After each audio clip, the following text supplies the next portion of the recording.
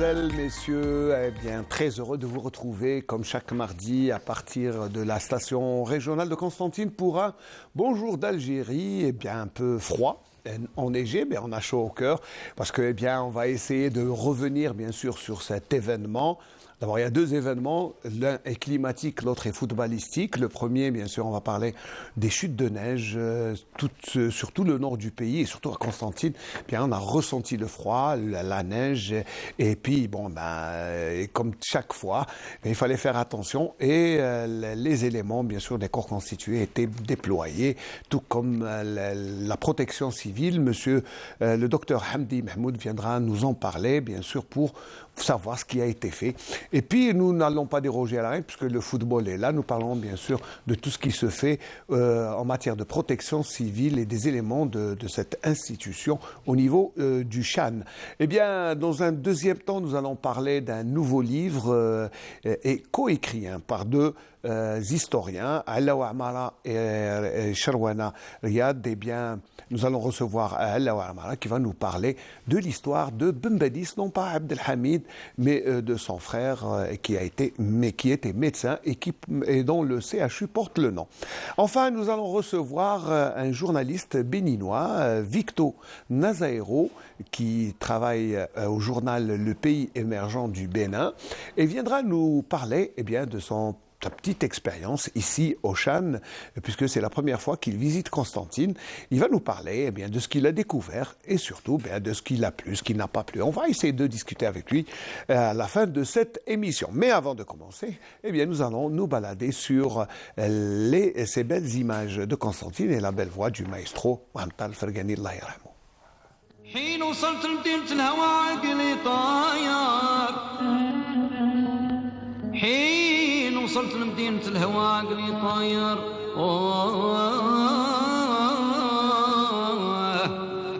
أقدمت على الموت في رضا نجمة مرادي وانا دخلت انا عقب الظلامي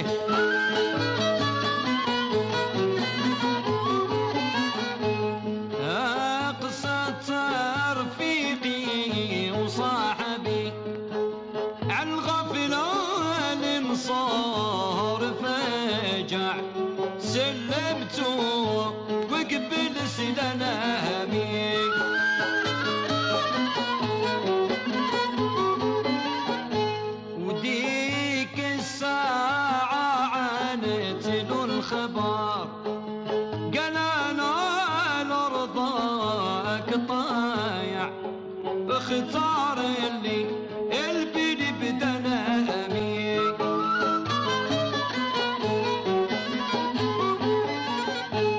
وسارنا ليها سنة بغي الشفار هي توعد كل جامع ودخلنا في غنيم طلامي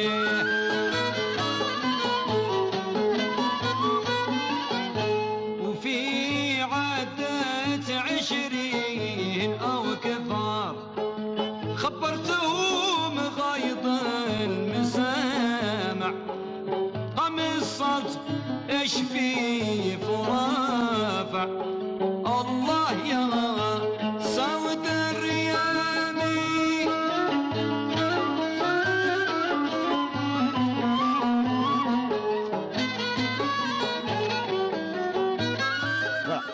Une belle balade, mais sans la neige, puisqu'elle n'est pas sur ces images, mais je vous promets quelques images dans quelques instants de la neige sur les hauteurs et puis même sur la ville. Et bien, c'est vrai que la météo a été clémente, même si on prend ça du bon côté, parce que ça faisait longtemps qu'on attendait cette neige qui est toujours annonciatrice d'une belle saison fertile, surtout sur le plan agricole. Alors, bien sûr, il faut toujours faire attention quand il neige, parce que les routes sont touchées, les routes sont bloquées, mais cette fois-ci, tout le dispositif était en branle et Il n'y a pas eu de gros dégâts, même s'il y a eu quelques incidents, quelques accidents. Le docteur Hamdi Mahmoud, qui représente la protection civile, va nous en parler. Marhaba bik, merci d'être là d'abord, docteur. Bonjour et merci pour cette invitation et bonjour pour tous les téléspectateurs de Canal Algérie. Ça va, il fait un peu froid, mais ça va, vous Ça tenez va, le ça coup. va. Ah, ça très va. bien. Alors, bien sûr, nous à Constantine, on est en hauteur, donc quand il a neigé, je crois que tout de suite, il y a un plan spécial qui a été déployé pour justement que tout se déroule bien. C'est ça. Oui, déjà, on reçoit des BMS en ce qui concerne les intempéries. Lorsqu'on reçoit ce BMS, on prévoit un dispositif. Ce dispositif se déploie au niveau de toute la wilaya de Constantine, surtout au niveau des hauteurs, au niveau des points noirs. Nous avons certains points noirs où on doit déployer ce dispositif. Ce dispositif il est composé d'engins. Nous avons des engins spécifiques à la protection civile. C'est des camions spécifiques qui peuvent se déplacer au niveau de ces points facilement pour se positionner au niveau de ces points. Le but de ce dispositif, c'est en prévision des sorties de route, surtout lors des points, au niveau des points noirs, des routes principales. Bon, les points noirs, c'est pratiquement les hauteurs, comme à Jebel Ouahch. Jebel Ouahch, au niveau de même la montée de l'hôpital jusqu'à Al-Fawbour. Ah, d'accord, oui, au niveau de la descente du plateau de Ain Bey. C'est des points spécifiques. Sensibles que vous connaissez. La sortie d'El Guettaq. C'est des points où il peut y avoir un cumul de neige et même de verglas. Donc on se dispose au niveau de ces points pour essayer d'aider les utilisateurs des routes nationales ou de l'autoroute pour essayer de les aider de se dégager. Il y a eu beaucoup de petites sorties de route, les petits véhicules, on a essayé de dégager ces véhicules et on était toujours en contact avec les services techniques. Puisqu'on est les premiers à être sur le terrain.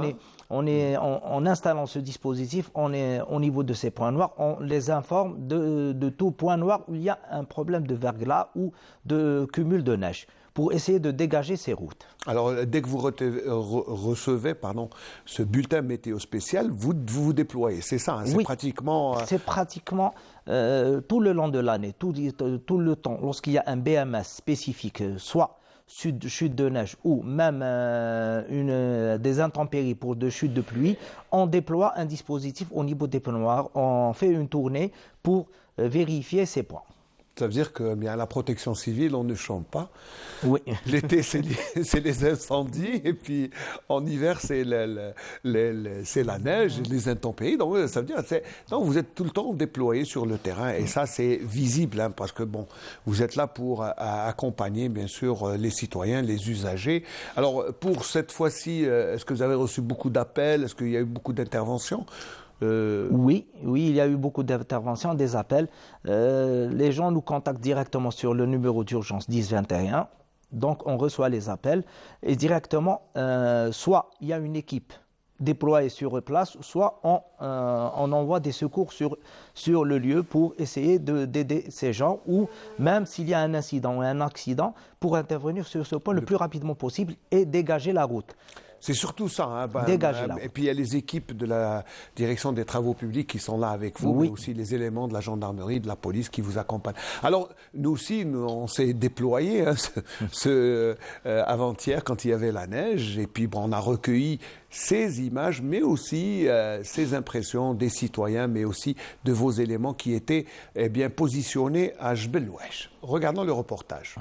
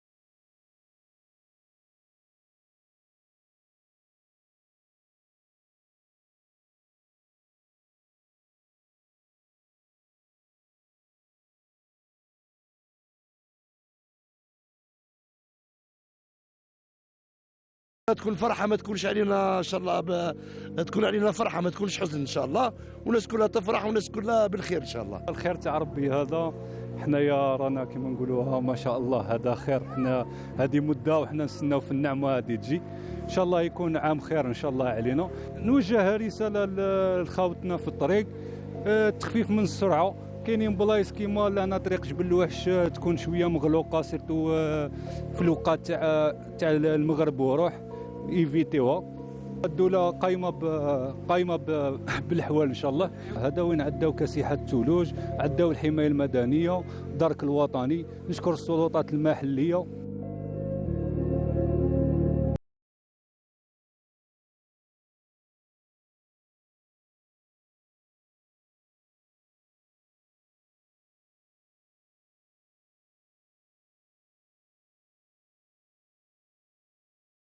أجواء رائعة لنا في جبل الوحش، جينا حنا بنلعبوا لنا في جبل الوحش، وليو يلعبوا بالثلج أو مليح بصح البسوا مليح باش ما تمرضوش، ولعبوا هنا بصحتكم، أو هنا الثلج خير وخير، خير من في الباركين.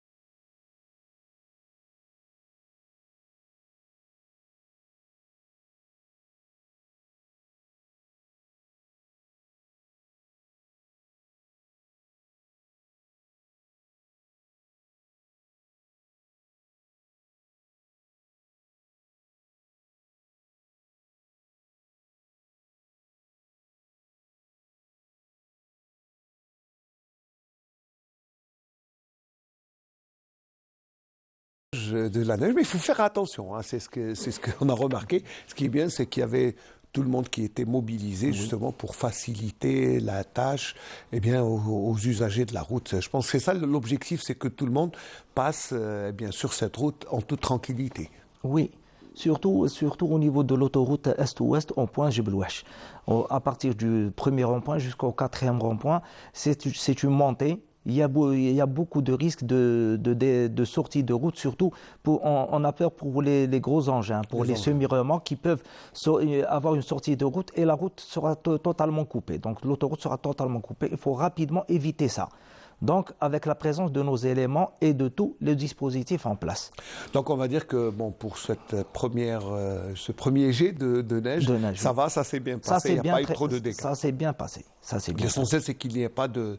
Alors, il y a un autre point aussi, c'est que quand il fait froid, il y a aussi les risques, comme on en parlait la dernière fois, du monoxyde de carbone. Oui, l'asphyxie au monoxyde de carbone, oui. Il y a eu certains cas, mais ce n'est pas des cas graves. Il n'y a pas eu de décès au niveau de cette période-là. Mais quand même, il faut prendre toujours ces précautions. Oui. L'appel est lancé pour à la population de prendre leurs précautions, de ne pas fermer les maisons directement. Il ne faut pas boucher les issues, il faut laisser circuler l'air pour faciliter le changement d'oxygène. Même s'il fait froid. Même s'il fait froid. Attention, il faut toujours avoir une bonne aération. Il faut toujours vérifier le chauffage. Est-ce qu'il a une bonne couleur? Il doit avoir de couleur bleue. La flamme doit toujours être bleue, non pas de couleur bleue. Ça, c'est la preuve qu'il y a une bonne combustion. C'est une combustion qui est complète. Si la couleur elle est rouge, donc c'est une combustion incomplète, donc il y a du CO, donc il y a un risque. Donc voilà, on a toujours la vigilance des citoyens. Alors docteur, je sais que vous recevez en premier les bulletins météo spéciaux. Oui. Est-ce qu'il va y avoir encore de la neige durant cette semaine? Est-ce qu'on annonce? Est-ce que...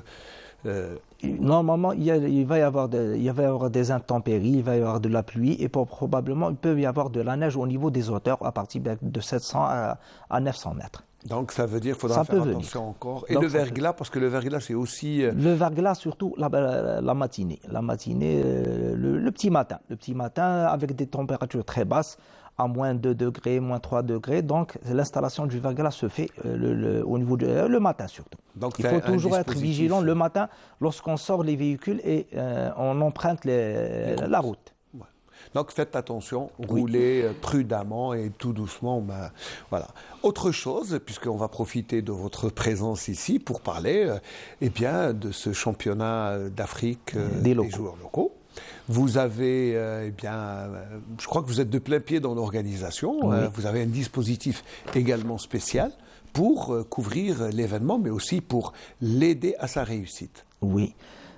Pour cette Coupe d'Afrique des locaux, la protection civile a installé un dispositif de sécurité dédié à ça, en plus des visites de prévention qu'ont fait les services de prévention au niveau des lieux d'hébergement des hôtels ou au niveau de toute infrastructure concernée par le CHAN, pour vérifier leur aptitude à être au bon déroulement de cette CHAN. Le dispositif se compose de 450 agents. Quand même, c'est important. 450 agents. 450, oui, on a rapporté un renfort des wilayas limitrophes. 450 agents au niveau du stade Chaïd Hamlaoui. Ce dispositif, le but de ces agents dispatchés au niveau du stade, au niveau des tribunes et des gradins, c'est d'accompagner les téléspectateurs pour les positionner, pour éviter de ne pas rester. Parce que des fois, les spectateurs, ils veulent s'asseoir au niveau des escaliers. Voilà. On ne les laisse pas s'asseoir au niveau des escaliers pour laisser les issues libres. Même les portiques doivent être libres en position des agents au niveau des portiques de sécurité en cas de tout incident pour l'ouverture et l'évacuation du stade des téléspectateurs pour tout incident quelconque.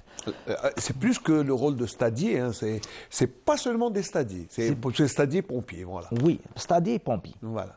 Puisque le but, même de tout incident au niveau du stade avant le match ou même au cours du match, il y a des spectateurs qui ont eu des incidents, il y a des spectateurs qui ont eu des blessures, des chutes, malaises. Voilà. Des malaises. Donc, nos secouristes vont les accompagner jusqu'à... nous avons installé au niveau des hauteurs du gradin un PMA, un poste médical avancé, avec du personnel, avec des secouristes qualifiés en plus de médecins.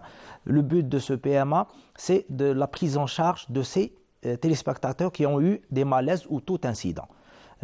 Pendant les 3 matchs passés, on a eu 24, on a traité 24 victimes. 24 cas, on va dire 24 un petit cas. Évanouissement. Des évanouissements, voilà. Il y a eu 3 évacuations pour 2 personnes où ils ont fait une chute, donc risque de fracture au niveau du poignet.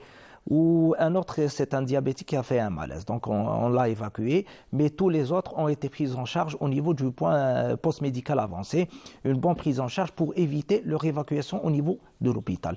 Là, leur situation ne nécessitait pas leur évacuation. C'est pas grave. On va dire que c'est des petites interventions. C'est des petits bobos qui arrivent quand il y a foule, quand il y a... Oui. En plus, il y a des gens qui courent, qui veulent prendre leur place alors que le stade est réservé il peut contenir tout le monde.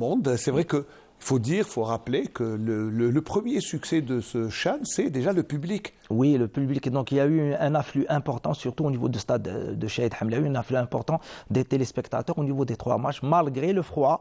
Mais il y a eu un afflux important de nos concitoyens au niveau du stade. Et là, c'est ce qui fait plaisir, c'est que les gens ont bravé le froid, le verglas, la neige et sont allés regarder les matchs. Ça a fait plaisir à nos visiteurs, les gens nos invités, ceux qui visitent l'Algérie. Ça leur a fait plaisir de voir qu'il y ait des gens qui regardent les matchs alors que l'équipe nationale ne joue pas. Hein. Il faut le dire que, par exemple, comme hier, il y avait le Soudan et Madagascar. Il y avait beaucoup de monde. Il y a eu beaucoup de monde. Au niveau des 3 matchs, il y a eu beaucoup de monde. Même la couverture sanitaire, elle était très ajustée. Très bien. Donc, une couverture sanitaire, la protection civile est là, c'est-à-dire que, vous avez déployé, il y avait tout ce qu'il faut en matière d'engins, d'ambulances, voilà, c'est... Le déploiement, au niveau du stade, on a déployé 6 ambulances, dont 3 médicalisées, en plus 4 FPT, des fourgons pompants, des camions d'extinction au niveau de certains points stratégiques aux alentours du stade. En plus de véhicules légers, l'éclairage pour on a apporté avec nous l'éclairage pour notre PMA parce qu'on doit avoir une indépendance concernant l'éclairage pour faire marcher nos matériels électriques. Voilà, vous avez un petit groupe qui fait marcher. Voilà, vous êtes indépendant sur le plan électrique. Oui. On ne sait jamais. On sait jamais. Là, vous êtes toujours indépendant. Et là, alors la protection civile, ça c'est un nouveau rôle au stade. D'habitude, vous êtes là avec l'ambulance. Il y a une équipe, mais c'est un rôle nouveau pour vous. Les derniers matchs, les années passées, lorsque l'équipe du CSC recevait les équipes dans la Coupe d'Afrique ou des matchs importants, on a commencé à installer ce dispositif de poste médical avancé pour les matchs importants. Pour les matchs importants, on installe ce dispositif important. Non, mais je parle du rôle des pompiers au stade. Oui, c'est nouveau. C'est une première. C'est nouveau. Pour accompagner les téléspectateurs, les installer, rôle secouriste et en même temps stadier. Ça, c'est un rôle. Ouais. Ça vous va comme rôle ? Ça va. Est-ce que ça s'est bien passé. Ouais. Même avec les téléspectateurs, ça s'est très bien passé. Ils ont bien accepté la chose. Même lorsque nos secouristes les orientent, ils leur donnent des consignes de sécurité, ne pas vous asseoir au niveau des escaliers, il faut respecter les chaises, positionnez-vous correctement. Ils respectent nos consignes de sécurité. Est-ce que vos éléments ont dû suivre une formation spécifique ou spéciale pour cet événement ou ils ont été lancés directement dans le bain ? Non, ils ont été briefés avant la préparation du CHAN. Ils ont été briefés plusieurs fois sur ce dispositif pour le bon déroulement de cette CHAN. Donc, pour l'instant, vous êtes satisfait. Oui, tout se passe très bien. C'est vrai qu'on a eu 3 matchs quand même, 3 matchs sans incident, avec beaucoup de public. Et puis, c'est vrai, même s'il faisait froid, tout le monde est rentré chez lui. C'est ça. Il n'y a pas eu d'incident important. Tout s'était passé bien, dans de bonnes conditions. Donc, on va dire que c'est un satisfecit qui est signé, surtout que le premier tour est terminé. Maintenant, à Constantine, il y aura un match de quart de finale, ça sera samedi prochain. On sait déjà que ça sera Madagascar-Mozambique. Donc, ça va être un match. On attend bien sûr le public. En plus, c'est un quart de finale qui va réunir 2 équipes. Déjà, Madagascar a une grande sympathie, puisqu'elle a joué déjà 2 matchs. 2 matchs déjà. Voilà. Donc, là, le public viendra, ça c'est sûr. Donc, le dispositif est là. On espère que la météo sera clémente. On l'espère. Mais il y aura de la neige ces jours-ci. Donc, on va réitérer peut-être l'appel aux citoyens, puis rappeler de prendre le numéro. leurs précautions au niveau surtout lorsqu'ils prennent la route. Surtout au niveau de l'autoroute ou même les routes nationales, de prendre les précautions et de respecter la distance de sécurité. C'est ça le problème, la distance de sécurité entre les véhicules. Et les accidents se passent lorsque les véhicules sont trop rapprochés. Donc, respecter la distance de sécurité. C'est très important. Au moins quelques mètres entre les véhicules. Et surtout quand il y a le verglas. Oui. Docteur Hamdi Mahmoud, merci d'avoir répondu à notre invitation. Vous êtes toujours disponible, comme toute la protection civile. On salue tout le corps, ce noble corps qui rend beaucoup de services à la population. Peut-être un dernier mot avant de nous quitter ? La vigilance. C'est surtout la vigilance. C'est le dernier mot, la vigilance pour tous nos concitoyens, la vigilance lorsqu'ils prennent la route. Il faut être vigilant, c'est tout.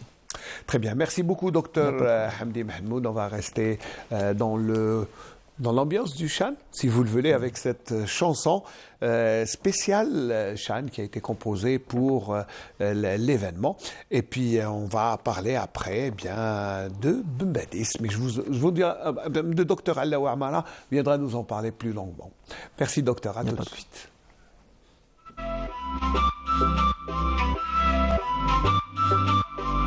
يا مرحبا والحب أقبل فينا لما أتيناك قسنطينة هذه الجزائر بالتميز أبدعت لبطولة الشان التي تحيينا يا مرحبا جئنا نردد بالمحبة مرحبا يا مرحبا بحضوركم لبطولة الشان هنا يا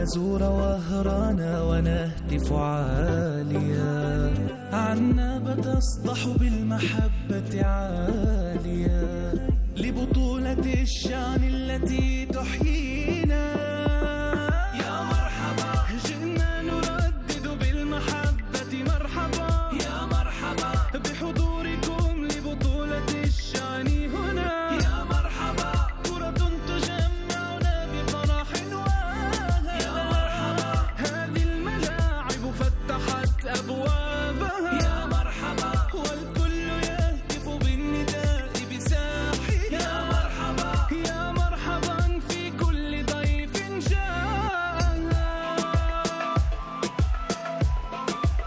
Voilà, donc restez dans l'ambiance du Chan, mais là on va parler d'autre chose, hein, même si bien, le Chan a bien marqué ces jours-ci. Docteur Alaoua Amara, historien, écrivain. D'abord, est-ce que vous suivez le Chan? Oui, un petit peu. Un petit peu, je sais que vous n'êtes pas très football, mais si on réussit à vous intéresser, donc ça veut dire que ça va. Marhaba bik, d'abord, merci de répondre à l'invitation. Donc, on ne va pas parler du Chan, hein, on va parler plutôt de votre nouveau livre que vous avez conjointement écrit avec Riyad Sharwana. C'est ça, c'est votre complice un peu. C'est votre deuxième livre ensemble, hein, c'est ça? Oui, c'est ça. Donc c'est une collaboration qui marche bien. Qui marche bien. Alors, ce nouveau livre que vous allez dédicacer jeudi, Inch'Allah, ensemble, ici à Constantine, à la bibliothèque Notor, c'est ça? C'est ça, oui. Très bien. Donc le rendez-vous est pris pour jeudi, à partir de 14h, pour une vente dédicace et présentation surtout. Une présentation. C'est une présentation, c'est pas une vente dédicace, hein, c'est une présentation. Alors, ce nouveau livre, d'abord, il va nous parler d'un certain Benbadis, mais qui n'est pas Benbadis Abdelhamid, qui est connu, l'Allama plutôt, le Cheikh Abdelhamid Benbadis. Là, c'est un autre Benbadis. Oui, c'est le médecin Al-Khadra Abdeslam Benbadis, qui est le neveu du Cheikh Abdelhamid. Voilà, moi j'ai dit tout à l'heure le frère, bon pardon, je m'excuse, c'est son neveu. C'est son neveu, oui. Alors, pourquoi avoir choisi de parler de cet homme? Pourquoi lui particulièrement? Parce que il y a beaucoup de gens déjà qui confondent donc le neveu et Cheikh Abdelhamid Benbadis. Maintenant, l'hôpital, le CHU de Constantine porte son nom. Et pour nous, il s'inscrit dans la continuité de travailler sur les intellectuels de Constantine. Donc, nous avons consacré un ouvrage à Malik Ben Nabi. Et actuellement, c'est l'ouvrage consacré au docteur Benbadis. Docteur Benbadis, d'abord, il est ophtalmologiste et surtout martyr de la révolution algérienne. Il était parmi les intellectuels qui ont rejoint les rangs de l'Aïlan. Donc, le choix déjà, c'est la personnalité. Donc, sur le plan intellectuel, donc il est médecin spécialiste. Et à l'époque, c'est rare. C'est rare déjà. C'est rare pour un Algérien. Oui. Être déjà médecin et puis spécialiste, c'est rare. Il n'y en avait pas beaucoup. Oui, il n'y en a pas beaucoup. Donc, il est docteur de la faculté de médecine de Paris en juillet 54. Donc, peu avant le déclenchement de la révolution algérienne. D'accord, donc c'est quelqu'un qui était déjà docteur avant le début de la Révolution. Et l'occasion, c'est le centenaire de sa naissance. Il est né le 27 janvier 1923. Donc, ah d'accord, donc il aurait eu 100 ans s'il avait survécu. Voilà, donc vous avez profité de l'occasion de célébrer son anniversaire en présentant ce livre qui raconte l'histoire un peu de cet homme particulier, parce que c'est vrai que tout le monde a tendance à confondre le CHU Benbadis, on croit que c'est Abdelhamid Benbadis, mais non, c'est Al-Khadra Abdeslam qui est le neveu de Benbadis. Alors, docteur, mais aussi Moujahid, martyr de la Révolution, d'abord Moujahid et puis Shahid, puisqu'il est tombé au champ d'honneur. Oui, tout à fait. Donc nous, ce qu'on a fait, on a travaillé, donc on a fait une enquête documentaire. Donc on a trouvé dans les archives, dans 3 centres différents en France, 3 dossiers importants sur le docteur Benbadis. Le premier, c'est un dossier scolaire. Donc, quand il a fait ses études à la faculté de médecine de Paris, de 1945 à 1954, donc ça c'est le premier. C'est un dossier qui se compose de 31 documents Le second, c'est un dossier qui est tiré du fonds du Bureau national de la défense. Et le Bureau national de la défense est un organisme attaché au cabinet du préfet de Constantine. Donc, des 3 départements, surtout pour Cheikh Dr Ben Badis, c'est le cabinet du préfet de Constantine, département de Constantine. C'est un dossier qui se compose de 80 documents.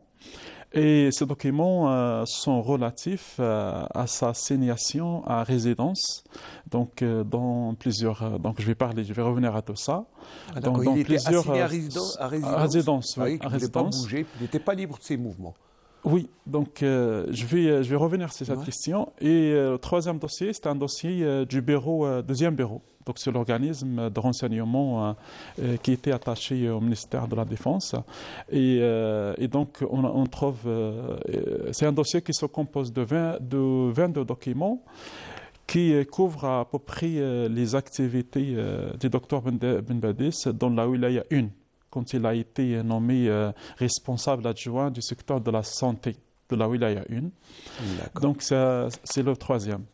Et nous avons conclu l'ouvrage par la publication de 3 témoignages des compagnons du docteur dans les Horaces.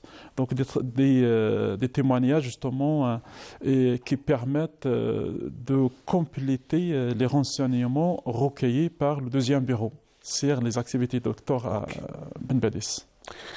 Voilà, donc quand même, là, ça fait beaucoup de documents et ça fait beaucoup d'histoires que l'on ne connaît pas forcément. Hein. Attention, on ne savait pas. Moi, personnellement, je ne savais pas, mais bon, je ne suis pas historien. Mais qu'un docteur puisse être assigné à résidence, ça veut dire que ils avaient des preuves de ses activités dans le mouvement national, c'est ça? Tout à fait. Dr Ben Badis, avant 1954, il a été militant de l'IDMA, donc sous la direction de Farhat Abbas. Et ensuite, qu'est-ce qui s'est passé exactement?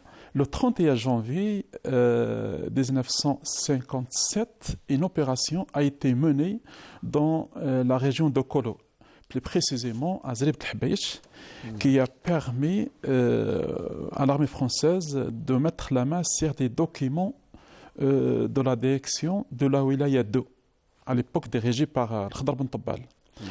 Et parmi ces documents, il y a une correspondance du CCE, c'est le comité de coordination d'exécution dirigé par Abba Ramdan. C'est un document signé par Abba Ramdan le 25 décembre 1956.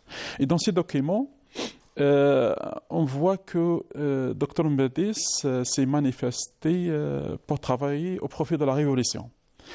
Et avec le mot d'ordre, je viens de la part de Bouzid, le pharmacien. Et les Français, quand ils ont la main sur les documents, le 31 janvier 1957, le 4 février, un agent des renseignements français s'est présenté au cabinet du docteur, au 29 rue Ben Mehdi, actuellement. Voilà, Ben Mehdi, Franklin Roosevelt à l'époque. Et avec le mot d'ordre, il s'est déguisé comme agent de l'AILAN, un agent de liaison. Il s'est présenté, voilà, je viens de la part de Bouzid, les pharmaciens. Et ça a commencé, c'est à partir de là que ça a commencé justement l'épisode de Dr Mbadis. Donc il a été arrêté le soir avec la perquisition du domicile familial et du cabinet. Et ensuite, de toute façon, il a résisté, il a nié son appartenance à l'organisation du FLN à la ville de Constantine. Et en l'absence de preuves, donc, il a été décidé de le mettre à résidence. Voilà. D'abord, il a été transféré au Hamma le 7 février 1957. Il a passé un mois au CTT. CTT, c'est le centre de transit, de triage de transit.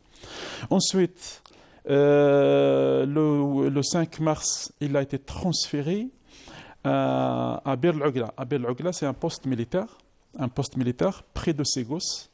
Donc, il a passé là-bas à peu près 3 mois jusqu'au 15 mai. Jusqu'au 15 mai 57, il a été transféré à la ferme Tivol. La ferme Tivol est située à la sortie sud de Ain Wilila. Donc il est resté là-bas, sur la surveillance de l'armée, bien sûr, jusqu'au 15 octobre 57. Et le 15 octobre 57, parce qu'il a refusé de travailler au préfet de l'armée comme médecin. Ça veut dire qu'on voulait l'engager pour travailler, docteur, c'est vrai gratuitement, voilà. Ouais. Alors qu'il était sous surveillance. Ensuite, il a été transféré au camp de Jorf. Ah, il est allé quand même près de Tébessa. Voilà, Jorf jusqu'au 18 juillet 58. Ça fait quand même une année et demie de tribulation. Voilà. Il a été libéré et le lendemain, il a été arrêté de nouveau parce que les autorités militaires ont refusé l'amnistie accordée par les autorités civiles à l'occasion de la fête nationale française.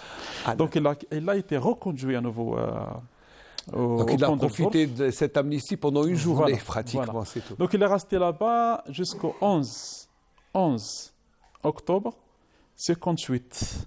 Il a profité d'un déplacement à Sétif pour des soins chez un dentiste. Il a été accompagné par le responsable du service psychologique du camp. Donc il a profité pour s'enfuir. Voilà, il a profité.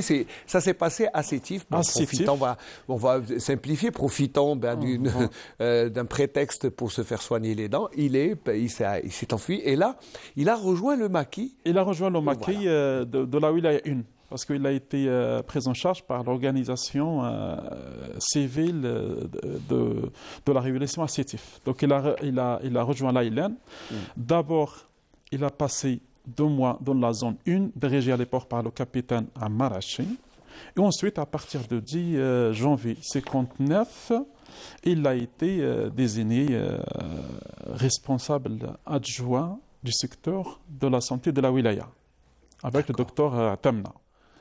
Donc, c'est pendant cette période, jusqu'au 13 juin 60, c'est la date de son décès, voilà. Voilà son décès. Donc, en tentant justement de traverser la ligne Maurice. La ligne Maurice.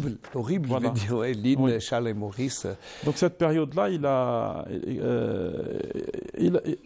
rendu beaucoup de services justement à l'Aïlen, justement, s'occupant de plusieurs justement des soins, etc. Alors là, vous retracez, sommairement, ça c'est tout le périple qu'a fait le docteur Bembadis de sa prise pas sa prise de fonction, mais de sa c'est là, on l'a découvert, les Français l'ont découvert en 56, l'ont soupçonné, et il est mort en 61. Mais vous racontez toutes ces 4 années de périple à travers des documents que vous avez trouvés. Toute l'histoire de Bembadis l'Akhdar Abdeslam, c'est ça? Oui, c'est ça, oui. Donc les documents justement révèlent beaucoup d'aspects justement liés à ces épisodes de Dr Bembadis. Donc de 4 février 57 au 13 juin 60. Parce qu'au 13 juin 60, nous avons même des documents, des informations recueillies par le 2e bureau montrent que Dr Bembadis était malade. Il a demandé à plusieurs reprises la permission justement pour traverser les frontières pour aller en Tunisie pour se soigner. Ah, il voulait se faire soigner. Voilà, c'est ça. C'est ça, c'est-à-dire la version justement consignée par les services du 2e bureau. Par contre, dans les témoignages des responsables de la wilaya, on trouve plusieurs versions. Et parmi ces versions, qu'il y avait un désaccord entre les quelques intellectuels, comme Bembadis par exemple, les docteurs Tamna, avec le responsable par intérim à l'époque de la wilaya, justement. Mais là, c'est complètement faux, puisqu'il y a la trace, il est mort. Il y a les traces, donc nous avons justement des documents, des renseignements recueillis auprès des prisonniers. des prisonniers. Parce qu'avec quand il est tombé dans une embuscade près de Sokias, donc à 4 km de la localité de Sokias. Sokias, c'est actuellement c'est à Tébissa. Ah, d'accord. Donc c'est à une vingtaine de kilomètres au sud de Bir al-Atar. Donc plusieurs mujahideen ont témoigné. Voilà, donc sont faits prisonniers. Donc avec le témoignage, nous avons justement les circonstances exactes du passage du docteur Mbadis vers la Tunisie à cette époque. Comme quoi, les recherches en histoire sont là pour lever le voile sur certains faits, faits historiques et surtout, martyrs de la Révolution, que même les Constantinois ne connaissent pas beaucoup. Et oui, c'est vrai qu'il n'est pas connu. On ne sait pas pourquoi. Il n'est pas connu parce qu'il n'est pas connu pour la génération actuelle, mais je pense pour les anciens de Constantine. Il était connu d'abord comme médecin. Et pour la période de la révolution algérienne, justement, il était dans la wilaya 1, par la wilaya 2. C'est pour ça qu'il n'était pas connu ici. Ah, d'accord. Mais par contre, en lisant les mémoires des responsables de la wilaya 1, Dr Mbadis, quand même, il est toujours cité. Il est cité par le Hajj al-Khdar, il est cité par Mrarda, il est cité par plusieurs, justement... plusieurs responsables des wilayas, de la wilaya 1. Bien sûr, il y avait beaucoup de gens qui ont travaillé avec lui et qui ont témoigné. Donc, c'est ça. Donc, comme on dit, là, à Constantine... D'autant plus que quand on dit Ben Badis, on se fait toujours une référence au Cheikh Abdelhamid. Ouais. Voilà. Donc ce livre est là pour remettre le docteur dans son contexte, je crois, et puis écrire son histoire. Écrire son histoire à travers des documents et témoignages. Le plus important maintenant, parce qu'il y a beaucoup de fausses informations qui circulaient justement sur le parcours de Dr Ben Badis. Parce qu'il y a même qui disaient qu'il a été arrêté. Le contexte, c'était la grève de 8 jours.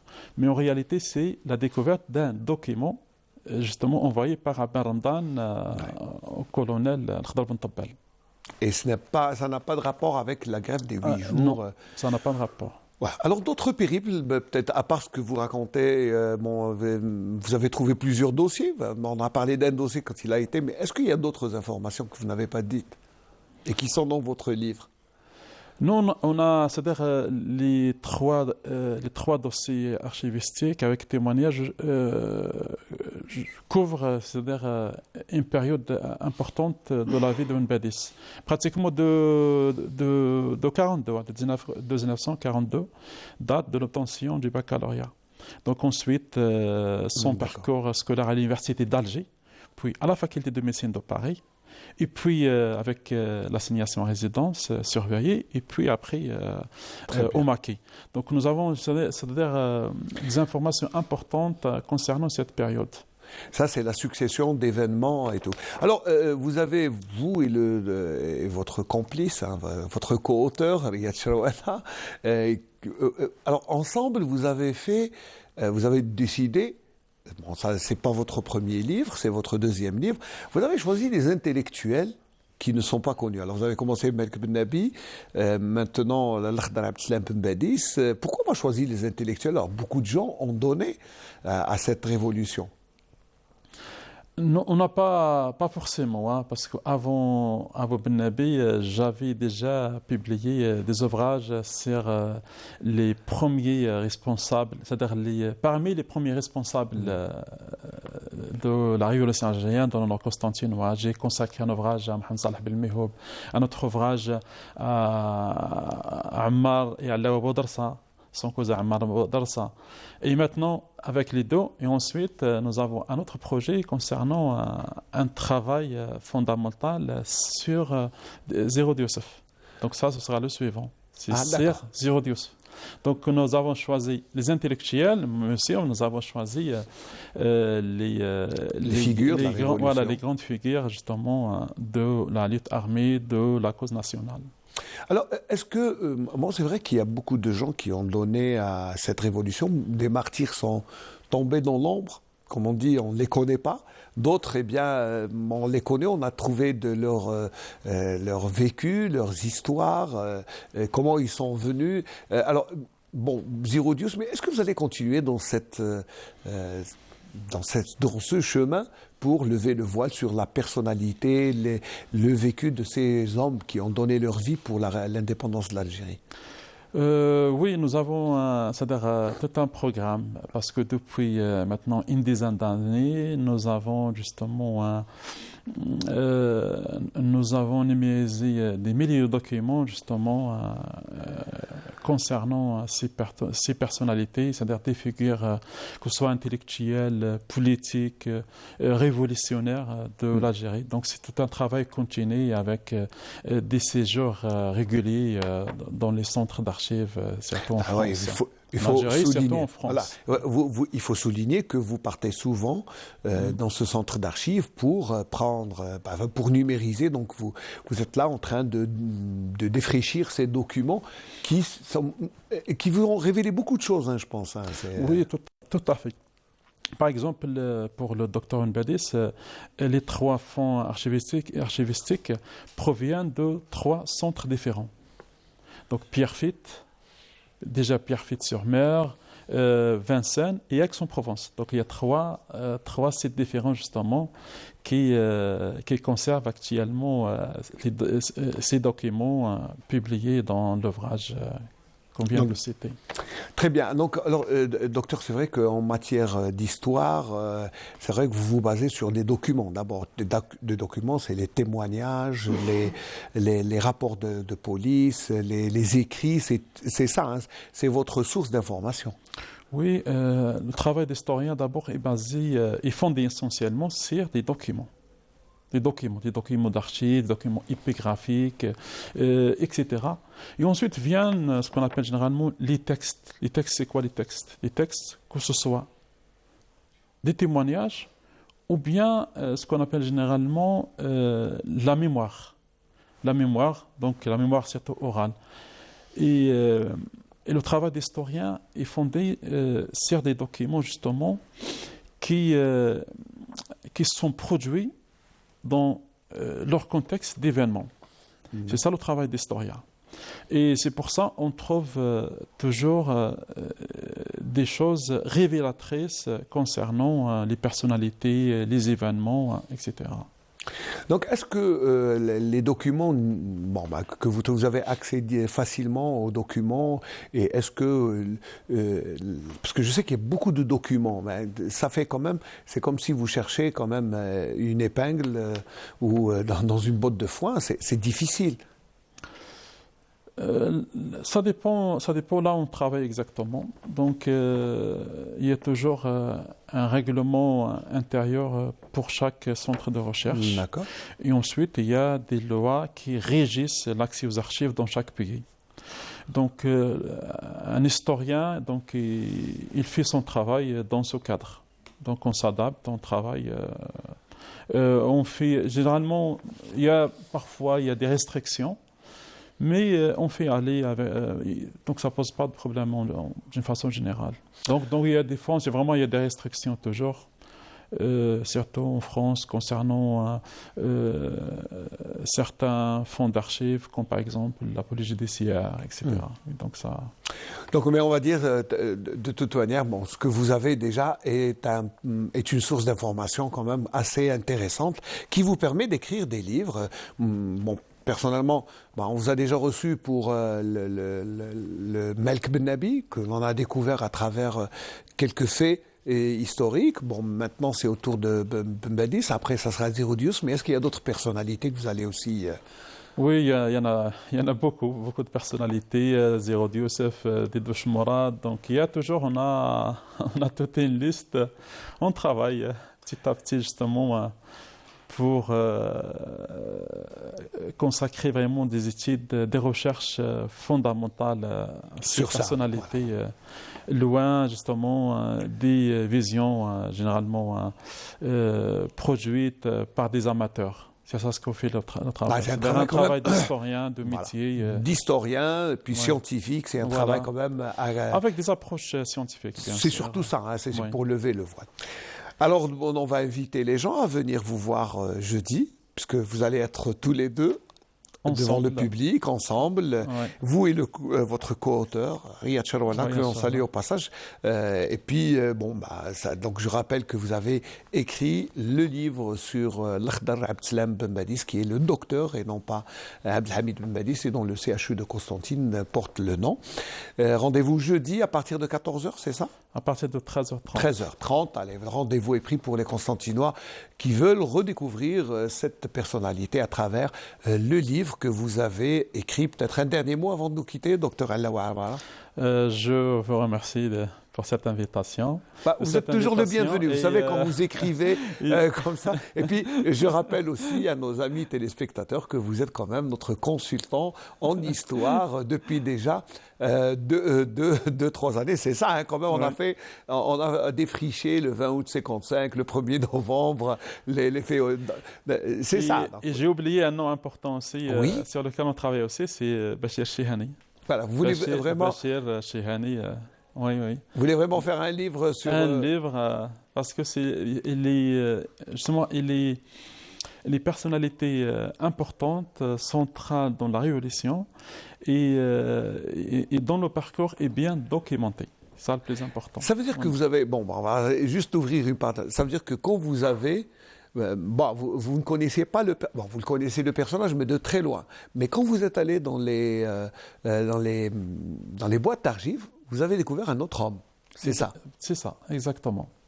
Donc la personnalité de Bachir Chihani s'impose à travers justement d'abord son travail fondamental dans la zone 1, la zone 1, et surtout des documents bien documentés avec surtout ces documents confisqués lors de la bataille de Jorf, justement qui permettent justement de documenter plusieurs aspects de ces activités au sein de l'Aïlène dans la Wilaya 1. Et vous avez retrouvé des traces de son parcours un peu partout. Un peu partout. Parce que certains croyaient qu'il l'activait seulement dans la région dans la Wilaya 1, les Aurès, le Memcha, mais aussi à peu près à Constantine, le Khroub surtout. Le Khroub à partir de 46, et puis à Constantine, la Madrasa, ensuite le sud-ouest.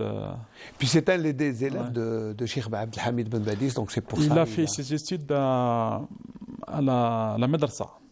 Donc c'est l'école franco-musulmane, oui. Donc c'est des études supérieures à la Madrasa. Oui, à l'époque c'était rare pour... oui, il est bilingue, donc il a... Parfait bilingue. Puis il a continué ses études en Tunisie, il a fait Zitsuna, comme on l'appelle. Voilà. Bon. Ça, il y a matière à écrire sur cet homme quand même emblématique, mais peu connu de la révolution algérienne. Oui, tout à fait. Alors, quand est-ce qu'on vous accueillera pour ce livre sur... Dans les années à venir, je ne sais pas exactement, Inch'Allah. Un dernier mot avant de nous quitter, peut-être. Voilà, donc voilà, vous avez déjà lancé l'invitation. Allez, on a lancé Ziroud Youssef Didouchmara, Déchihani Bachir. On vous recevra, Inch'Allah. Merci, docteur Allaoua Amara. Je rappelle que vous êtes écrivain, historien, professeur en histoire à l'Université des sciences islamiques de Constantine. Et puis voilà, merci de nous avoir fait le plaisir et l'honneur de venir sur ce plateau pour nous parler de l'Akhdar Ben Badis, qui est docteur et martyr de la Révolution. Allez, on va juste continuer pour rester dans l'ambiance. Maintenant, on est avec le Chan. Ça fait maintenant la 3e semaine, on est de plein pied. La compétition s'est terminée, le premier tour, et Victo Nazaïr, journaliste béninois, va venir nous parler de ce qu'il a vu, son appréciation d'abord sur ce premier tour qui s'est terminé hier à Constantine, sur le site de Constantine. Allez, on va juste voir la bande-annonce du Chan et revenir sur le plateau avec notre ami béninois qui est venu spécialement à la station régionale de Constantine pour nous parler de ce Chan.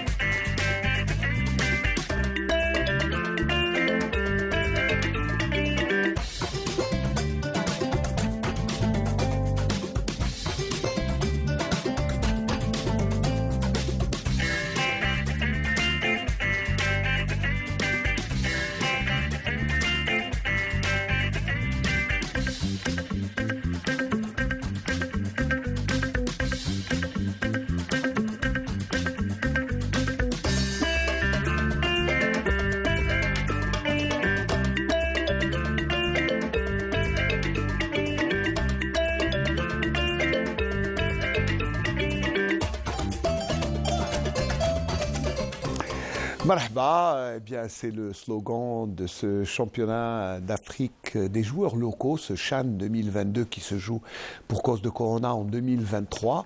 Et puis, voilà, c'est l'actualité sportive, mais aussi, c'est un événement qui est un peu culturel, qui est aussi touristique, parce que bien, l'Algérie a reçu beaucoup de visiteurs durant ce CHAN. Et puis, voilà, on va recevoir l'un d'eux sur ce plateau. Il nous vient du Bénin.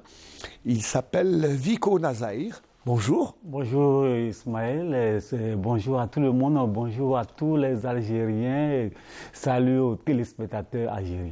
Eh bien, je te remercie d'abord, je me permets de te tutoyer parce que tu es devenu mon ami. Ah oui, non, pas de problème. Je ne tutoie pas mes invités, mais toi je vais te tutoyer parce que tu es mon ami. Il n'y a pas de problème. Ça va, alors, d'abord, il faut juste une petite présentation de vous. Vous êtes journaliste au journal Le Pays Émergent. Oui, je suis le directeur de publication, reporter sportif. Je suis venu en Algérie, précisément à Constantine, dans le cadre du CHAN qui se déroule en ce moment. Alors, première appréciation, comment vous avez trouvé le pays d'abord? Puisque je crois que c'est la première fois que vous venez à Constantine, mais pas à Alger. Vous êtes déjà venu à Alger. Non, je suis déjà venu en Algérie en 2013 dans le cadre du championnat d'Afrique des U20. Le Bénin était de la partie et on était resté à Oran. J'ai beaucoup apprécié le pays. Je croyais que c'était pour la première fois que j'ai découvert un pays très beau. Et 8 ans après, les choses ont évolué. J'ai voulu changer un peu de ville. Je suis venu à Constantine, vraiment. J'ai été émerveillé. D'abord par l'accueil, l'hospitalité légendaire des Algériens. Partout où tu passes, quand tu dis que tu es béninois, vraiment, ils sont contents, ils t'accueillent très bien.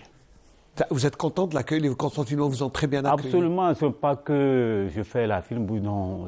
L'accueil est très... Très bien, tout le monde est content, on te voit, on te sourit, vraiment c'est au top. Et surtout à Constantine, parce que vous savez, il y a un joueur béninois qui évolue ici, au club du CS Constantine, il s'appelle Kokpou. Vous ne l'avez pas encore rencontré parce qu'il est en stage à Mostaganem. Mais... Oui, j'ai essayé de le joindre, il m'a dit qu'il va venir me voir. D'ailleurs, avant mon arrivée, il a eu le temps de discuter un peu avec mon aîné Félix Sondé Pépéripé, qui est votre... Qui est mon ami aussi. Ami, qui est avec qui vous êtes sur le site. Je crois que c'est un bon joueur qui est aussi aimé de la ville de Constantine. Il est très aimé à Constantine parce que c'est le buteur de l'équipe. Il joue, il s'est fait quand même, c'est devenu un peu le chouchou, tout le monde l'a adopté.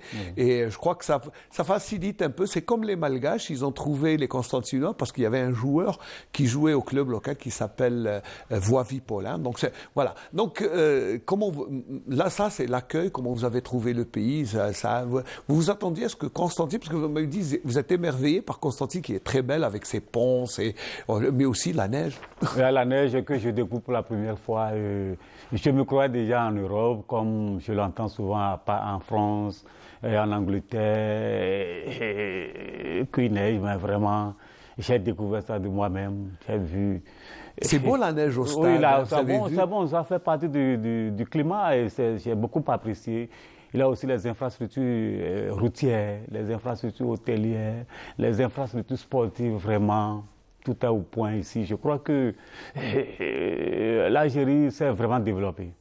Alors on va juste voir, je vais vous montrer les images du stade Shahid Hamlaoui sous la neige, comme vous l'avez découverte avant-hier. On regarde les images et vous allez me parler de ce stade. Comment vous l'avez trouvé? Alors, les images d'abord.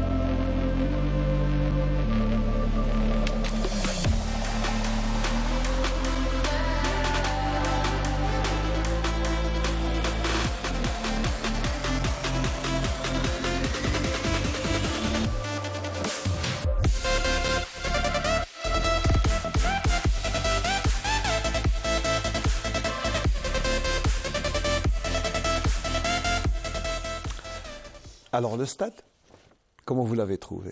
Un beau stade.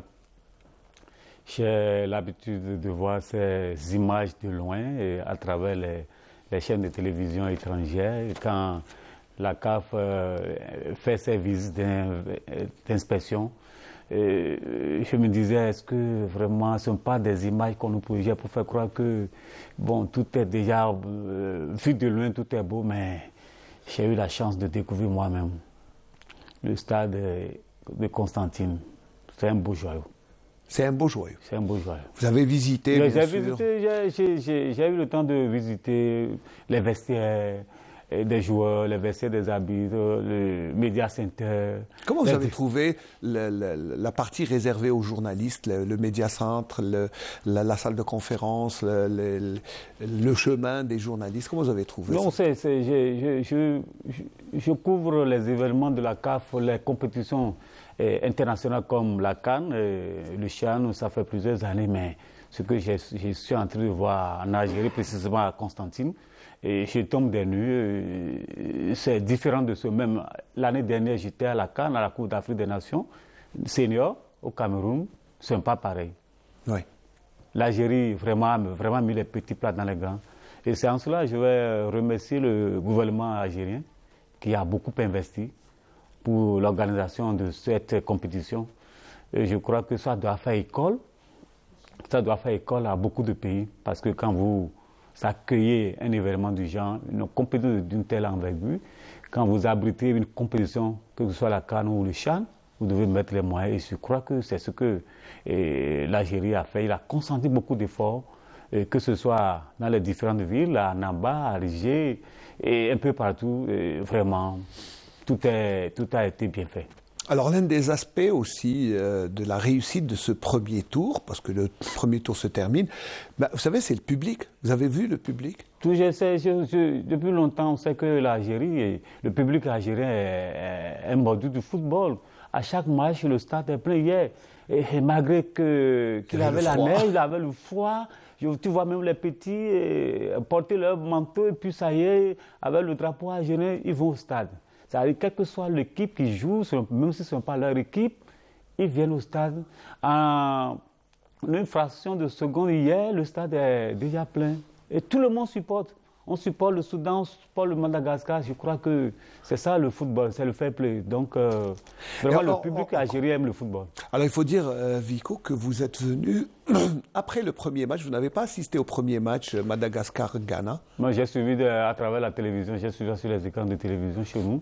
Ouais. Mais j'ai vu que le Madagascar... Il y avait beaucoup de public. Absolument, c'est impressionnant. Oui, même surtout quand l'équipe algérienne joue, c'est le quand l'équipe algérienne joue, quand l'équipe nationale joue, c'est un peu naturel qu'il y ait du public. Mais là, c'est Madagascar et Ghana. Voilà.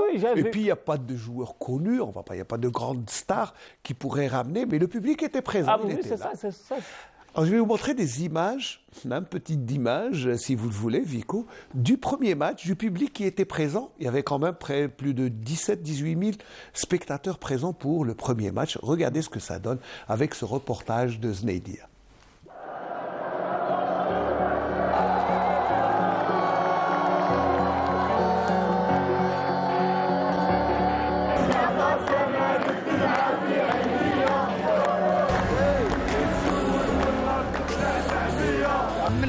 والجوهرة نتمنى باللي يحافظوا عليه من بكري هذا هو الجمهور تاعو هو انتو تريفي فار الجيري اخويا يعطيهم الصحة يعطيهم الصحة انا اخويا قنعت وماشي والله ماني فرحان ما تصورش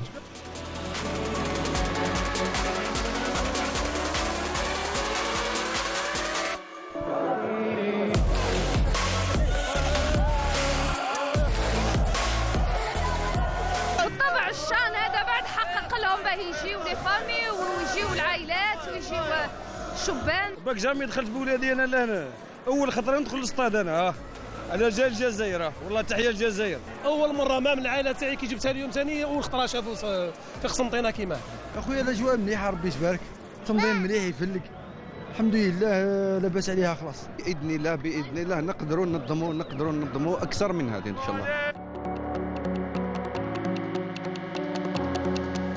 Ce fait un plaisir pour nous d'être là et vivre l'ambiance algérienne. On s'amuse bien et puis on regarde bien le match. Tout le monde supporte. Il n'y a pas que des supporters du Ghana et tout. Il y a une belle ambiance dans le stade déjà. Il y a beaucoup de supporters et surtout que les supporters soutiennent l'équipe plus ils soutiennent l'équipe de Madagascar. حقيقة أنا استعجبت واستغربت إلى هذا الجمهور الخرافي الذي يساند ويشجع ويحب كرة القدم حتى يخيل إلي أني لو ذهبت إلى الشارع وسألت أي طفل عن أمنية أو ماذا يريد أن يصير عندما يغدو كبيرا سيقول لي أنه سيصبح محترف لاعب كرة قدم.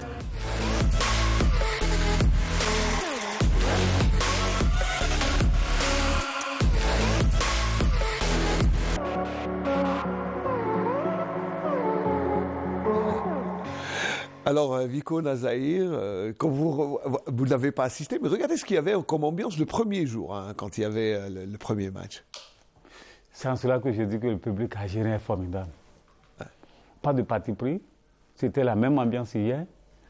Vous verrez certains qui, comme ça, se lèvent pour supporter le beau jeu, supportent Madagascar. Au même moment, d'autres sont là pour applaudir quelques actions des Soudanais. Dans l'ensemble, c'est le football qui gagne comme ça. Donc je crois que vous les voyez petits, soit c'est la famille qui vient au stade pour dire bon, je veux voir le football. Oui. Et on prend l'habitude, on donne l'habitude à son enfant. Le petit déjà, quand tu le vois, il dit vive l'Algérie, vive l'Algérie. Donc je crois que c'est comme ça, ça se passe dans les grands pays comme en Europe, un peu partout. Ça dit le papa quand il aime le football, il aime la discipline, en même temps il inculque ça à son enfant, même sa femme.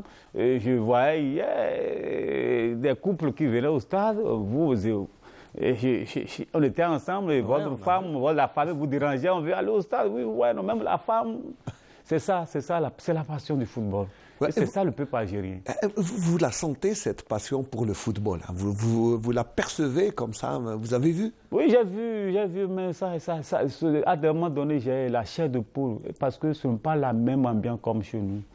Le sport en général, il faut le vivre, il faut l'aimer, il faut être passionné. Mais ce n'est pas ce qui se passe chez nous. Vraiment, l'Algérie a une autre culture, c'est comme un pays à part entière de l'Afrique. Ah ouais. C'est un pays qui vit pour le foot, qui vit pour le foot, pour le foot, mais pour les autres disciplines aussi. Ouais. Et je crois que c'est ça, au-delà de ce qu'on peut dire, c'est la réussite de ce championnat. L'Algérie l'a fait. C'est vrai, aucune œuvre humaine n'est bien, mais il peut y avoir les ratés, mais ce que je vois, c'est sublime.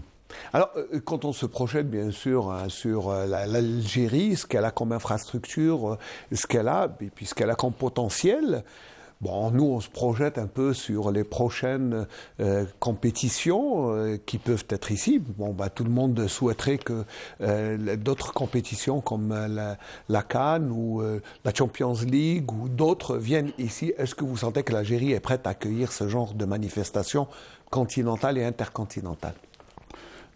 Sans cela, il faut remercier un peu l'actuel comité exécutif de la Confédération africaine de football qui met comme priorité devant, pour abriter une compétition de haut niveau, il faut les infrastructures.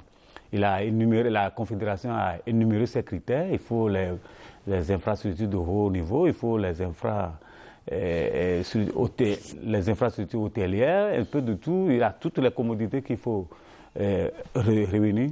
Et l'Algérie se trouve dans ce lot de ces pays qui remplit les conditions. Après, vous abritez au mois de mars prochain le championnat d'Afrique des cadets. Ce n'est pas pour rien 17. Que le pays, on vous a attribué ça. Et aujourd'hui, vous êtes en compétition, en concurrence avec votre voisin d'à côté, le Maroc, pour l'attribution de la Coupe d'Afrique des Nations de 2025 qui a été retirée à la Guinée. Parce que si elle a été retirée à la Guinée, c'est à cause des infrastructures, parce que le pays ne dispose pas d'infrastructures adéquates. Donc, ce que je vois aujourd'hui ici, je crois qu'il n'a rien à dire. L'Algérie remplit vraiment les conditions. Attribuer la CAN en 2025 à l'Algérie, ça ne serait pas une erreur. C'est d'office, l'Algérie le mérite. Il n'a pas à polémiquer autour. Ça ne serait pas une surprise? Non, ça ne serait pas, parce que les infrastructures sont en place, les hôtels de haut standing sont là. Quand vous quittez Constantine, quand vous allez en Alger, vous allez un peu partout à Namba, à Oran, tout est en place. À Oran, ça fait 2013, ça fait bientôt 10 ans que pratiquement. J'ai connu Oran, mais en ce moment, tout était déjà en place. On va abriter la CAN. Surtout après les Jeux méditerranéens. Les Jeux méditerranéens, vous voyez, donc aujourd'hui, j'ai vu les infrastructures qui ont été rénovées, d'autres qui ont été. Donc je crois que l'Algérie remplit tout vraiment ces critères. Et il va falloir que la CAF, c'est comme un plaidoyer, il va falloir que la CAF, sans les yeux fermés, dit à l'Algérie vraiment, c'est qu'en 2025. Parce que le Maroc aussi, vous voyez, le Maroc aussi arrive à abriter des compétitions, mais bientôt il aura la Coupe du monde des clubs. Le Maroc l'a abrité. Le Maroc a abrité l'année dernière des compétitions comme la CAN, des Champions League des femmes. Là, d'autres compétitions qu'elle a abritées. Donc l'Algérie aussi mérite. Donc c'est de façon tournante. Alors, il y a l'autre aspect aussi, parce que tout événement footballistique, il faut que les infrastructures remplissent, bien sûr, mais il y a aussi l'aspect touristique. Oui, voilà. De là-bas, il y a un aspect, et nous avons quelques images, je vais vous les montrer, des images de la délégation du comité qui est là, présent à Constantine, qui a fait une petite visite touristique à travers la ville de Constantine. Et regardez les images, l'impression, et après vous allez nous dire ce que vous voyez. Voilà, ce que vous voyez à travers ces images sur les beaux sites touristiques de Constantine.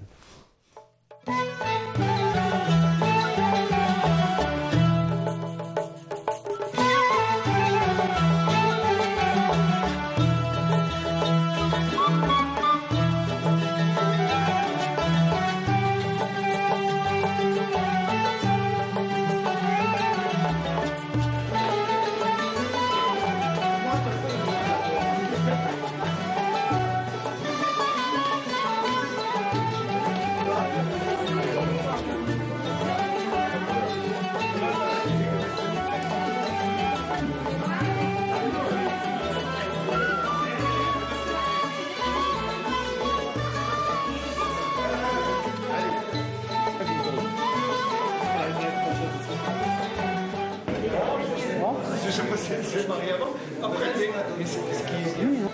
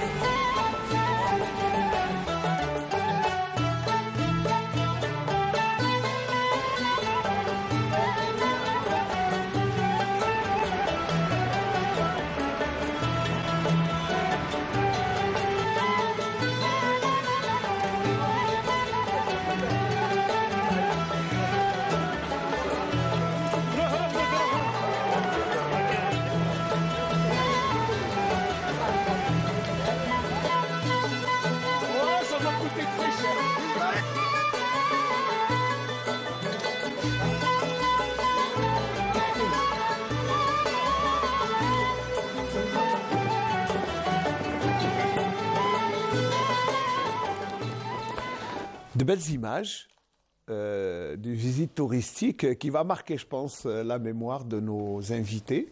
Et même vous, je crois, ce que vous avez vu, c'est très beau. Hein. Vraiment, c'est merveilleux.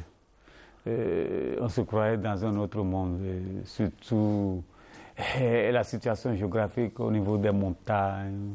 Vraiment, Constantine, c'est vraiment une ville touristique. Ça, il n'y a rien à dire. J'ai eu souvent le lire à travers la presse algérienne et mes amis, et certains amis algériens que je connaissais déjà, m'ont déjà averti que vraiment, à Constantine, tu y vas, c'est une belle ville touristique, et il neige, mais c'est bien, c'est un peuple charmant, vraiment ce que je l'ai découvert. Vous avez découvert un pays qui vous a bien accueilli, j'espère, mais aussi un pays qui vit pour le foot, pour le football, mais aussi pour plaire à ses invités. Je crois que tout le monde est aux petits soins avec les visiteurs. Oui, est-ce que vous ressentez ça aussi? Oui, je le ressens.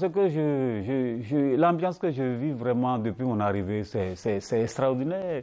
Et c'est pourquoi tout à l'heure j'ai parlé de l'hospitalité légendaire dont fait preuve et les Algériens. Donc je crois que c'est merveilleux. Tout le monde t'accueille, quel que soit le milieu, il te demande, oui, ça va, il te salue. Et si tu dis, je suis de thème, il dit, ah, c'est bien, c'est bien. Donc, je crois que nous sommes tous les mêmes et que vraiment, c'est beau ce que je vois. C'est très beau. Et puis, alors on demande toujours à nos visiteurs, c'est l'aspect touristique, l'aspect journalistique, puisque vous êtes journaliste. Je pense que vous allez écrire, quand vous allez rentrer chez vous. Oui, je vais rendre compte de ce que j'ai vécu ici. Je vais rendre compte à ma manière, apprécier l'accueil, apprécier ce que j'ai vécu, comme l'ambiance footballistique, côté culturel, ce que j'ai eu déjà à visiter certaines localités. Je trouve que vraiment, j'ai été très séduit. Je vais rendre compte de tout ça. Vous êtes sous le charme. Oui, je suis sous le charme et j'y serai jusqu'à la fin de mon séjour à Constantine. Et Inch'Allah. Après, mon compatriote, Marcelin, vous l'appelez Kokupo. Marcelin Koupo qui est joueur, vraiment, il est aimé parce que on l'apprécie par rapport à son talent. Ouais. Je crois que s'il n'avait pas été accueilli, il n'a pas cet accueil dont fait preuve le peuple algérien, je crois qu'il aurait déjà souhaité à dire bon, je vais quitter ce pays parce qu'il a... c'est vrai, s'il n'était pas bien là, il aurait changé d'air. Mais vous savez, il a été bien accueilli, il a été très bien adopté à Constantine par les Constantinois qui en ont fait leur chouchou. Oui, la fois dernière, on m'a dit qu'il est là, il a un chauffeur, il est bien logé, il est bien loti, il a un véhicule, il a ça. Je crois qu'on ne demande pas plus que ça. Ouais. On ne demande pas plus que ça. Et pour un joueur à sa trempe, je crois qu'il fait bien sa vie ici, il joue bien et il s'y plaît dedans.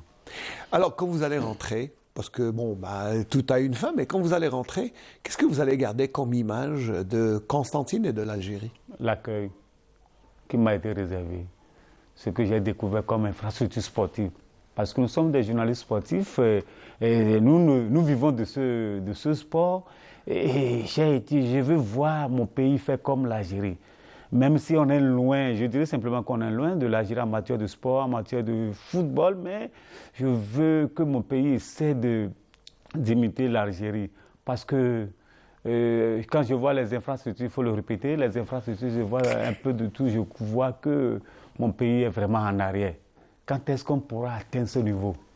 Donc il va falloir que nous, journalistes, on essaie de faire le relais, d'interpeller nos autorités sportives. Et si ça marche dans d'autres pays, si ça marche dans les pays même qui sont en avance sur nous, pourquoi ça ne peut pas marcher comme chez nous? Donc nous allons faire le travail dans ce sens-là. Nous allons faire le travail dans ce sens pour interpeller nos gouvernants, nos dirigeants, parce qu'il faut que ça change. Parce que s'ils n'avaient pas le charme, moi, je ne serais pas en déplacement. Voilà, vous ne seriez pas en Algérie, vous n'auriez pas vu ce genre Ce que j'ai vu, je n'aurais pas le privilège de découvrir ces lieux-là. Mais il va falloir qu'un jour, mon pays fasse de même, abrite une compétition, même si ce n'est pas le charme, une compétition d'une très grande envergure, pour que vous qui êtes les journalistes sportifs, qui êtes des sportifs, vous fassiez le déplacement vers nous aussi. Parce que quand nous sommes arrivés, nous avons été bien accueillis. Pourquoi pas ne pas vous rendre la pièce, vous le rendre, vous refaire le retour à l'ascenseur. Donc c'est ça ce que nous aimerons, que ça se passe de cette manière-là. Donc nos dirigeants ont un rôle à jouer dans ce sens. Il faut investir dans le sport. Le sport, c'est un facteur d'unité, un facteur de réconciliation entre les peuples. C'est à cause du football qu'on est devenus des amis. Et ça, oui, c'est grâce au football. Et c'est à cause du football que j'ai connu des dirigeants algériens. Excusez-moi, c'est l'ancien président de la Fédération algérienne de football, Mohamed Raourawa, qui est un ami, et c'est à cause du football, moi je l'ai connu. Ouais. Et par la suite, j'ai connu un autre président, Amara Eddine Charab. C'est toujours à cause du football. Donc vous voyez le football, ce que ça fait. Et c'est à cause de cela que je connais l'Algérie. À cause du football, demain, je vais encore revenir. La CAN 2025, c'est déjà là. À cause de ça, je vais revenir en Algérie. Donc on aimerait que ça soit demain pour les autres pays. Pourquoi pas chez moi, au Bénin.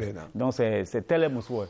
Déjà, moi, je suis invité par votre doyen, oui, que l'on salue, Félix Sondé-Pépé. Non, moi, c'est mon doyen. Inch'Allah.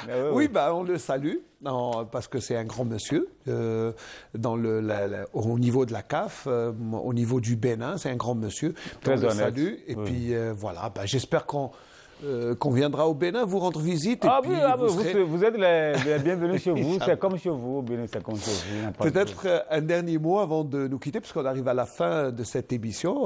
Vico Nazaïr, je rappelle que vous êtes journaliste au Pays Émergent, journal du Bénin. Vous êtes directeur de publication et vous êtes là pour couvrir cet événement qu'est le Chan de 2022. Peut-être un dernier mot avant de nous quitter. Mon dernier mot, une fois encore, je remercie le peuple algérien et je remercie le gouvernement algérien pour les moyens investis pour la réussite de cette compétition. Je crois que l'Algérie a donné la preuve qu'elle dispose les moyens, qu'elle dispose des infrastructures aux normes internationales qui peuvent abriter des compétitions de haut niveau. Même la Coupe du Monde, l'Algérie est capable de l'abriter.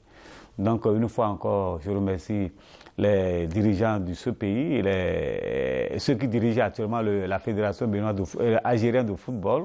Je remercie le peuple algérien, le public algérien qui est très sympa. Je remercie vous aussi, les journalistes, les confrères journalistes sportifs, qui nous avez accueillis à bras ouverts.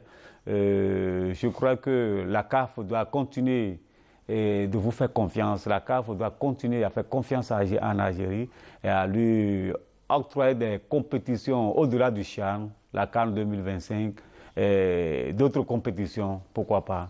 Donc, je quitte Constantine le 29 prochain pour Alger pour continuer mon séjour parce qu'il y aura les demi-finales et la finale.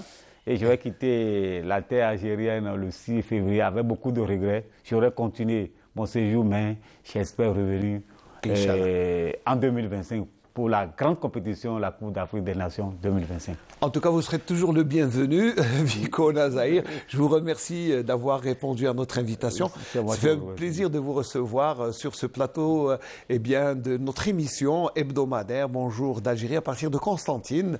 Demain, vous allez retrouver Iman Mahalokras à partir d'Oran. Je vais remercier toute l'équipe qui nous a accompagnés, mais surtout vous d'avoir répondu à notre invitation. On va saluer bien sûr votre aîné Félix Pépé Sondé, puis tout le peuple béninois à travers vous, nos frères béninois. Vous êtes toujours les bienvenus. Welcome, marhaba, bienvenue ici à Constantine et j'espère qu'on se retrouvera pour d'autres compétitions. Merci à nous, Felchaït, et toute l'équipe de la station régionale de Constantine qui nous ont permis de passer un agréable moment. Je vais vous retrouver, Inch'Allah, mardi prochain, si Dieu le veut. Inch'Allah.